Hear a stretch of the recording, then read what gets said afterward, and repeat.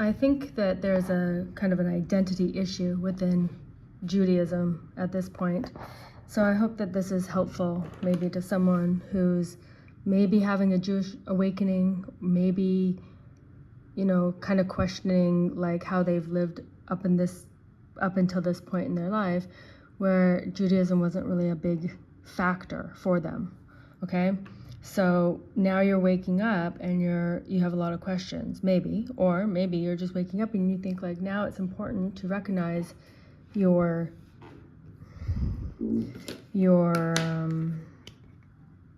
relationship with Judaism. Let's just put it that way, okay? What does it mean to be a Jew?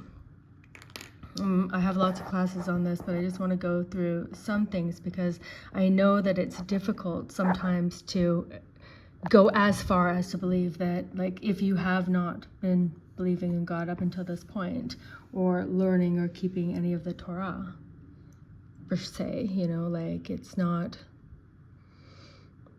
been what's been guiding you. It's not the ideology that you've lived by up until now, and you don't keep Shabbat especially, or even if you do keep Shabbat, but that's all you do, or you don't keep it like to the letter of the law, like you've made it something traditional, like you'll have the dinner on Friday night and everyone will come together and you may even say the blessings, and that's great, and then that's it, and then you drive home, or turn on the TV or whatever you like. That, I mean, it's something, but I want to explain. So we come from special people, like our lineage. If you're a Jew right now, and up until a certain point, like, that your family has always married within the bloodline. You've only married Jews up until a certain point.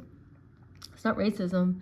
It's just that this is a different family and a different group of people than other people. Everyone, I mean, like, why it up until now, I think it's a question. Is it a religion or is it a nationality? Like, is it a genetic thing, And it's both. It's obviously both. I mean, people can convert to Judaism, but you're also, by nature of your genetic line, a Jew or not. Okay, so that's where you come from, and these were very special people. I mean, if you go and learn really about who Avraham was, if you read the Torah and you understand it somewhat, I mean, you have a better understanding. Like, you can't not read the Torah and then decide that it's not true. It's not logical even to do that at this point. Why have the Jews been separated, and why does everything keep happening to the Jews? Why is there anti-Semitism? But if you read the Torah, you will learn the history, and then everything starts to make sense. And I just want to say, like, I think the reason is because we're skeptical. Okay, up until now we've lived our lives and we've said there is no God, and we've ridiculed to a certain extent people who were Orthodox Jews or religious. Maybe you haven't. Maybe you're just like, teach their own. But I know a lot of people that think they're smarter than religious Jews. I thought I was. I thought they didn't get it. I thought that they, were weak-minded or something. They had to believe in a God because, like, their life seems not so great most of the time in general, or not as fun, But I realized that was because I was under the influence of this ideology, of an unholy ideology. I'm not saying everybody's evil. I'm saying that there is a holy. And it's not like we may think that there's, whatever that symbol is, where there's like a little bit of good in all bad and there's a little bit of bad in all good. That's not true. Holy is holy, and that's it. And that's why God commands us to be holy. And he shows us in the Torah how to try to do that, even on a physical level. Because we're told that all these sins that we do, they put a barrier between us and God. If you live an observant Torah lifestyle, then you're more over here. The most holy people were like Avraham and Sarah, Yitzchak and Rivka, Yaakov and Leah and Rachel, all their sons, the 12 tribes of Israel, Joseph, who was able to keep his holiness, That's why he's called a tzaddik when he lived in Egypt. Okay? He was such a tzaddik. And then again, we see that through the exiles, since the Holy Land is a place for the Jews, because it's a holy land close to God, with a holy people close to God. And we get close to God by having the temple. And we have the temple when we have the kingdom of David, okay, who is from the nation of Israel. Okay, and when these people are in the land of Israel, in this system, keeping the Torah laws, okay, then we have this connection, and this is how Jews are supposed to live. And it's supposed to benefit the whole world. What does it mean to be a light to the nations? It means that we're doing this so that light can penetrate to the whole world. So there will be no unholy side anymore. There won't be fear, constant. I mean, we are all traumatized, you guys, just from the get-go when we get born in this world. From day one, like, everything's terrifying, you know, pretty much. I mean, when you start learning, like, you start growing up, and either you're at the era where it was like you were sure that the Soviets were going to nuke you any minute, and it was scary all the time. And, you know, Sting saying, like, don't you know the Russians love their children? Like, it was weird. Like, that traumatizes us. We don't understand that we're sensitive, or maybe we do know we're sensitive, and now we're all looking for safe spaces. It's because we're constantly traumatized. I mean, we're kind of also told that trauma is something very big. Like, you were, you know, experienced, you know, all the very scary things that happen in the world, like 9/11, or, you know, October 7th, or the Holocaust. I mean, we have genetic trauma, we have our own trauma, and we are sensitive beings. So even things like a bad relationship can traumatize you, because it throws you off out of your normal, natural state, which should be peace, shalom, peace. That you should be peaceful, because you have a connection with God. You're the descendants of very holy people. You have the Torah. God tells you he loves you. God tells you he'll provide for you. God tells you that he will redeem you. He will redeem us. He promises us that at the end of time, and by the way, that's the beginning of time. According to the Torah, that's the middle time. We are here. So he promises us, and he promises these people, our forefathers, mothers, that he will redeem us. And in the meantime, we've been exiled because of our sins. We created a barrier between us and God, and we were exiled from our land, and our temple was destroyed, and we were sent out into the nations, and some of us got a little bit buried there. In a manner of speaking, we've developed a very thick layer of tumah, of impurity. That's called the klipa. We've developed a layer of impurity between us and God told us that because he knew we would get exiled, and he knew we would go astray. In Dvarim, in Deuteronomy, he says that when this nation goes astray, and not if, because if he had said if, it would be like, you know, he said when, so he knew that would happen, because and the Mefarshim tell us that means that it's impossible to assume that the idealism that it would take to maintain this system of holiness throughout our long timeline would be impossible, because there's a reason we were exiled also. It's because there's sparks of holiness that are caught up in this unholy klipa. And it's our jobs as Jews, when we live there, to gather up these sparks wherever they are, meaning wherever you are, whatever life you've lived. But then it's like, you know, the movie Total Recall, where it's like you sign up for that, like, you know, it's about a man who signs up like for like a virtual reality experience, basically. And he's chosen the package that's like he's a spy or whatever. I don't know. I kind of remember this movie. But anyway, at a certain point, like he has to wake up. And it's like, that's what we've done. We've basically like come in this lifetime to gather these sparks from wherever we are, but to come home, to wake up from the dream of this haze, I guess, where we're comfortably numb here, you know, and people who encourage that, or how do you say it, like say that it's okay, like comfort you in your exile, like but living not like a Jew. Meaning, if there's people around you who think it's okay that you don't keep Shabbat, because this is like at least the very connection that you have while you're out here, at least you're still connected. At least when you pray to God, he listens, probably. But if you're out here and you have no connection to God, you may be doing mitzvot, you may be a great person, I'm sure that you are. But now you're having an awakening and you're wondering, why is anti-Semitism going up? Didn't we say never again?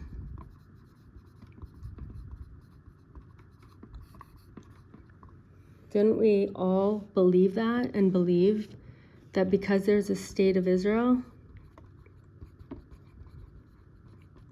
and an IDF, that Jews would always be safe, and we're not going to experience the trauma again of the Holocaust?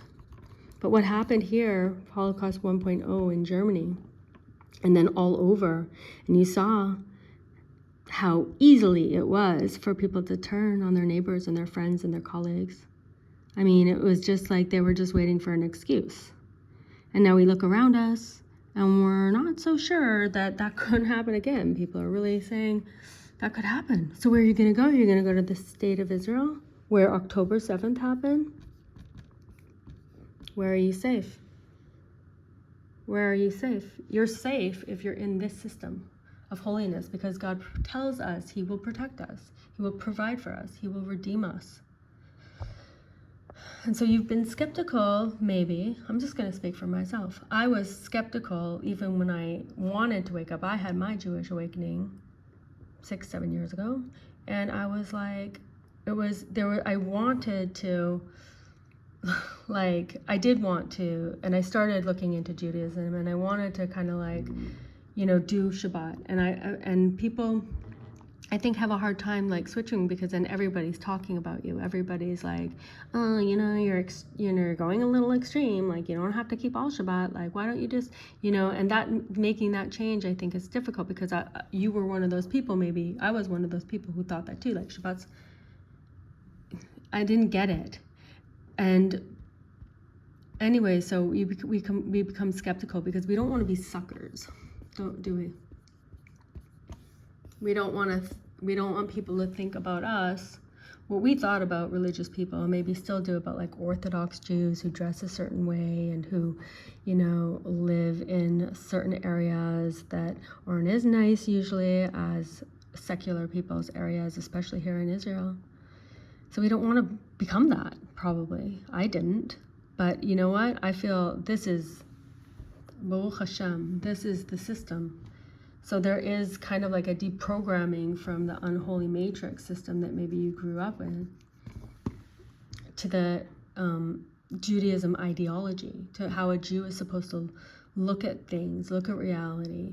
And by understanding the wisdom of the Torah, which is the wisdom of our Creator, who told us how to live in a system that will be able to keep our holy connection to Hashem, to him, so he'll protect us, he'll provide for us, and he will redeem us. So that's what we're waiting for. We're waiting for the redemption when somebody from the line of Judah was one of the 12 tribes, and the blessing that he got was that he was from Isaac, his father, who was very, very holy. And he said, Judah got the blessing. It was something like, Judah is like a sleeping lion. And then we see also in the prophet Yeshaya, that he says for the end of time, which it's now. He tells us that at the end of time, it says, awaken, awaken. Awaken Judah is a sleeping lion. Awaken, awaken. Discover who, look into your past. Know where you came from. You came from Abraham and Sarah. This is Ishaya. I think it's 50, look from 48 to about 53. I think that's very encouraging to us to say, awaken, awaken, and to know that Judah, his thing was a sleeping lion. And when he wakes up, Bezrat Hashem will have the Mashiach. Who's the sleeping lion? Who's Judah? That's us. It's us, Yehudim, the Jews. Awaken, come back, start keeping Shabbat to the highest degree possible that you can. Because after a while, after you start understanding and start practicing, then it's going to be not like something that kind of maybe seems like it might suck because you can't watch TV, you can't talk on your phone, you can't scroll on the internet, you can't drive your car, you can't go to do the exact same things you've been doing all your entire life that are not Jewish things. You've been doing them just like all the goyim, and now you're waking up. Now they're protesting against you, Now they're threatening you. Now they're threatening your businesses. Sounds pretty Holocausty to me, right? Kristallnacht, remember that? It's getting there. Seems like. So it's understandable to feel scared, but also in Yeshaya it says that who are you to be scared of mortal man? For I am your God. You've forgotten that you have a God that says he'll protect you. So don't be skeptical. Don't be a skeptic forever until the end of time, which is now. Don't be a skeptic. Up until now, everything that you thought may be proving to not be true. That you thought oh, there would never come a time when we'd be kicked out of Harvard. There would be never a time when people would be openly saying that they loved when Hamas massacred our people, stole all our babies and children and elderly, and did everything that's written in Hosea 14, Hosea ben Be'eri, Hosea the son of Beri, like kibbutz Be'eri. That's the prophet Hosea, who in Hosea 14 wrote down basically everything that happened in kibbutz Be'eri. So again and again we're told, go and learn where you came from, learn the Torah, keep Shabbat. This is the minimum of the minimum. And so if there are people out there now, I know people who have gone to Chabad and who enjoy a lot of things that Chabad provides, and they do a great job in community, and that's great, but they don't enforce the keeping of Shabbat, and that's the minimum. So I feel like it's killing you with kindness, because you have to keep Shabbat. So I know people who have been joining Chabad for all their for Hanukkah, for Purim partings, for, whatever, get their mezuzahs, get their, tefillin, whatever, from Chabad, but they don't keep Shabbat. And in Judaism, you're called wicked. It's a sin not to keep Shabbat. And we're told not to associate with sinners. Back in the day, they would excommunicate people who didn't keep Shabbat, because that's the minimum connection. And you're not protected if you don't keep Shabbat to the same extent that you are if you keep Shabbat. We saw that in October 7th. We saw that the people that kept Shabbat, statistically speaking, fared much better than those who did not keep Shabbat or did not promise to keep Shabbat if God spared their lives. So don't be skeptical until the end of time. That's not serving you at this point. Be optimistic. And you don't even have to really be optimistic, even if you're a logical, analytical, skeptic. You can go and study the Gemara. You can go study the, all whatever Rabbi, the Gaon from Vilna, the genius of Vilna wrote. You're not, sorry to say this, but you're not smarter than him. Okay? No, I really... So maybe there's something that you missed. Maybe you didn't investigate your history. Maybe you rebelled against it. Maybe you, felt like it's no longer needed. We are, everyone's just, there's no need for God. Like we've evolved beyond that. But have we, or have we devolved into chaos at this point? Yeah, and I know that there's people who keep Shabbat and are LGBTQ plus whatever friendly. This is anti-God. This ideology is anti-God. It's clearly written in the Torah, all about that, and you understand why. This is a holy system, so this is not holy. So why are you doing inclusive Shabbats? That's not Judaism. So we have to be careful. We have to use our brains. We have to trust and rely on people that we can trust and rely on. Okay, so you need to find a rabbi, whether it be a rabbi who wrote many books and is no longer with us. Maybe it is a rabbi in our day that speaks to you, and you feel like you can trust him. Okay, but you need to get somebody who's it's called Torah. It's like a thing where when you become unsure of something in our reality, like a big choice, like should I take the vaccine or not take the vaccine? And that's a scary example that I'm using because during COVID, a lot of rabbis said take the vaccine. Okay, but that's not Torah. That's not what the holy nation of Israel should do. First of all, we shouldn't really trust these people as much as we think we can trust them. And you can see now that that's true, right? Can you trust the FDA? Can you trust their, I don't know, like the WHO? Did you trust Fauci? Why did you trust Fauci and not a holy man, holy Jew, Dr. Zelenko? He had an alternate. He didn't want you to take the vaccine. He spoke out about it. Probably to his, he is no longer with us. Zchuto yagen alenu. He gave us a free, effective alternative to the vaccine, which was very questionable. It was not tested. And Bibi Netanyahu said, let's test it on Israel. And then you vote him back in. So that's why we need Torah. And there were plenty of good rabbis who'd said, no, don't take the vaccine. Or said, a rabbi should not be telling you if you should take it or not. A rabbi is here to give you their opinion.